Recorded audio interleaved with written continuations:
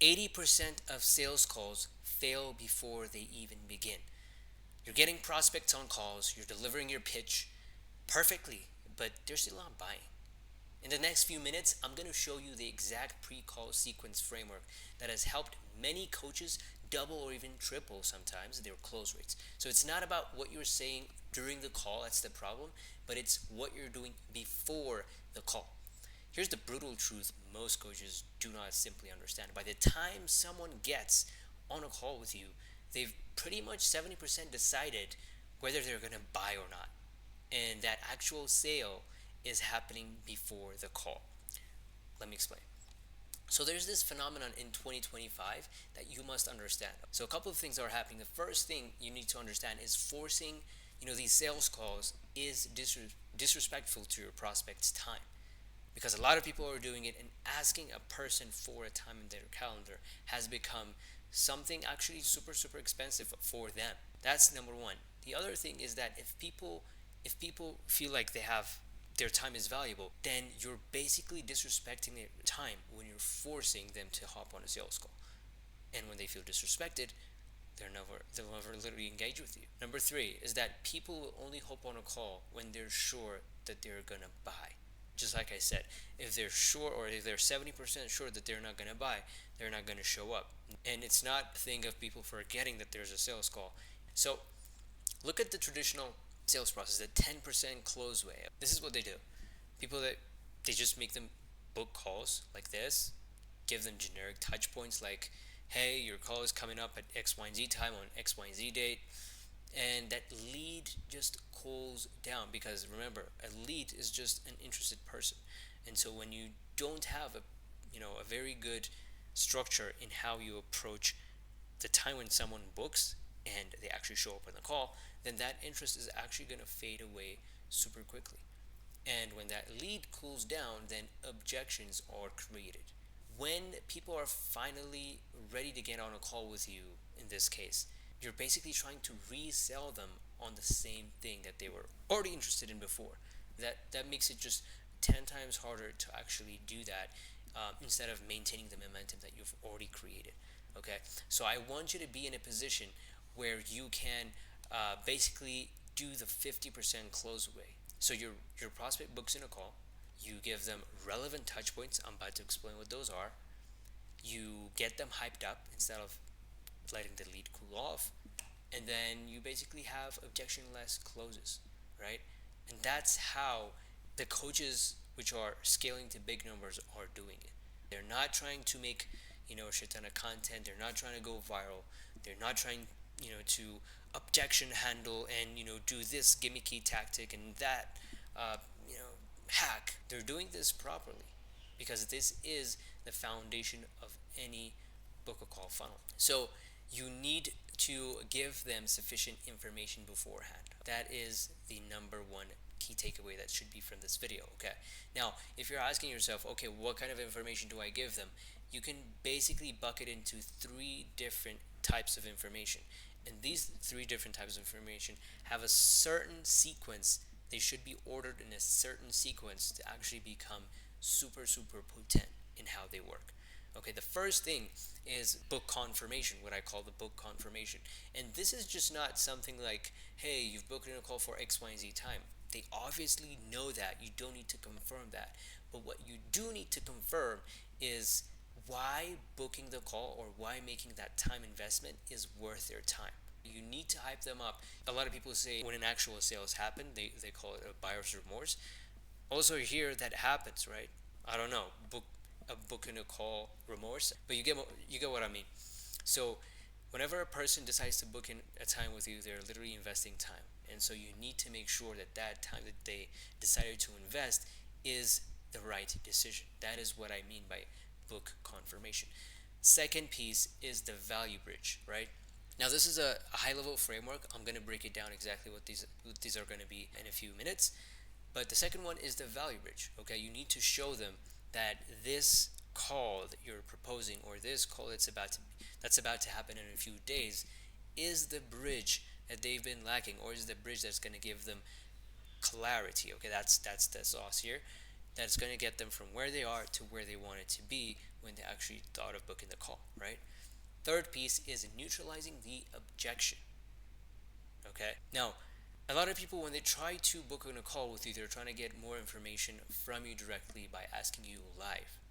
But in 2025, that's getting more and more uncomfortable with you know awkward sales calls and awkward salespeople, and so people prefer to have everything sorted out, like all these weird gimmicky things sorted out before they even hop on the call with you. So a lot of people, whether you like it or not, that book in with you, they're going to research you further after they book in a call. They're gonna Google your name. They're gonna go to Reddit channels talking about your company or your offer, things of that nature. And so they do their own research. And so your way of neutralizing those objections is by providing this research beforehand for them, so that you become the only source of this research. Okay, because you can curate it. Wink, wink.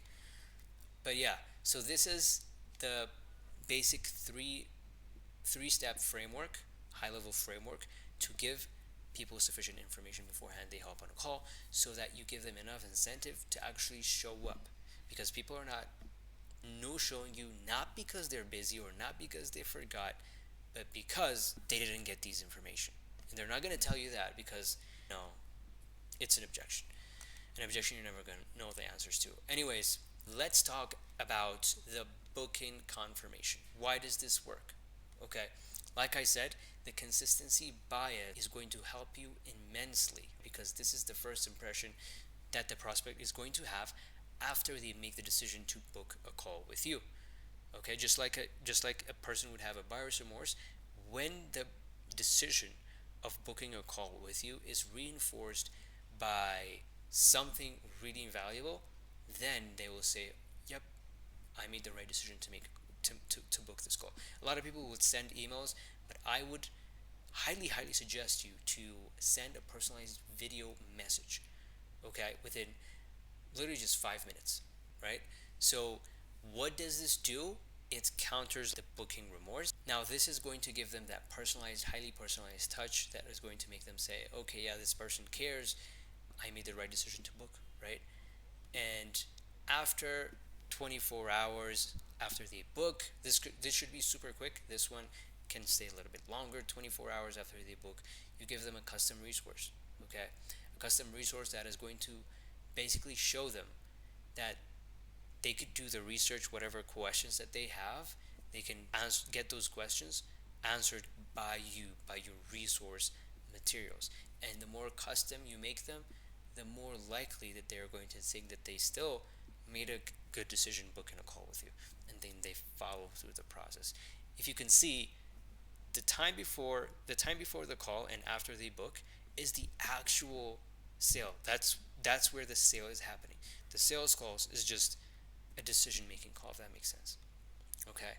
Now when you do this, it gives you a very good edge in terms of positioning yourself as the authority, as the expert, and it gives them immediate clarity, which is what they need at this stage, right? So the self research is also going to handle these objections that they have, such as, I don't have enough time, I don't think this your process is going to work, or I don't know if I'm going to trust you, I've tried other programs before, blah blah blah blah blah, right? All of these objections are going to be answered by your self-led research. Okay. Now, after you do this, again, a day before, you're going to share a client success story. Now, this is very powerful, not only in terms of positioning you as an expert, but giving them the confidence that they need to make the decision, and to make the actual purchase. So most coaches, they try to build this authority on the call by how they present themselves, by their backgrounds, whatever. But a big mistake in 2025, again, like I said, is people want to know everything beforehand. And so this client that I'm talking about flipped this completely, and his pre-call sequence included all the results from past clients, which basically just made him the authority without him being there. Does that make sense? Which is so much powerful. Now, once you do that, the next step is almost an hour before, is setting the expectation for them. Setting the expectation in terms of the decision that they're going to make, or setting the expectation in terms of if they're going to move forward with your program, what are they going to expect? Because that is also a very important question that people always ask to make that kind of decision. So this kind of content could include what they should expect from the call, what kind of decision that is expected from them by the end of the call, and what would next steps look like if they actually decided to move forward. This is a very important question that basically primes them to become a client by making them think that they're already a client. Does that make sense? It's actually a sneaky psychological tactic called future pacing. I'm sure you know it in sales, but they're literally imagining themselves as your clients before you even make an offer. Do you see how powerful that is? And it also saves your time on the long run. So this gives them clarity in the program, whether you're offering a done with you solution or a done do it yourself solution. It just leaves room for final decisions. That is how you cut sales calls from being 2 hours, 1 hour, educating them, taking them all the way from unaware to solution aware, most aware.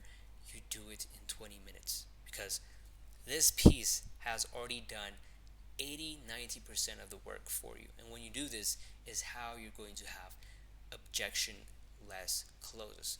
Because let's face it, why would you want to spend hours and hours on sales calls that are never going to even, take you anywhere, right? Because life is too short to spend a lot of time, hours, a lot of minutes on sales calls. So to basically wrap up what this is, I want you to imagine basically what would it feel like for you to basically be closing 50% of your deals that come to your way. What would your business look like if you could double, triple your close rate without even touching any part of the marketing? Because this is the power of the pre-call sequencing and the specific sequence as well. It's not about hoping your videos go viral or whatever, you get X, Y, and Z engagement. It's about maximizing every opportunity, every lead that comes into your sales process. So to basically recap, stop leaving the gap between booking a call and the actual call happening empty. Fill it with very strategic touch points that build the momentum. Because when you do that, your prospects will arrive at the calls primed and ready to become clients. And one thing that I haven't told you right now is whenever you take the way that you prime your leads, the way you prime your clients, also affect how they're going to perform as a client. It's also going to dictate how they treat you as a client. Okay, so this is super super important. So if you found this valuable, hit that like button so that more coaches can basically find this out and help more people. Bye.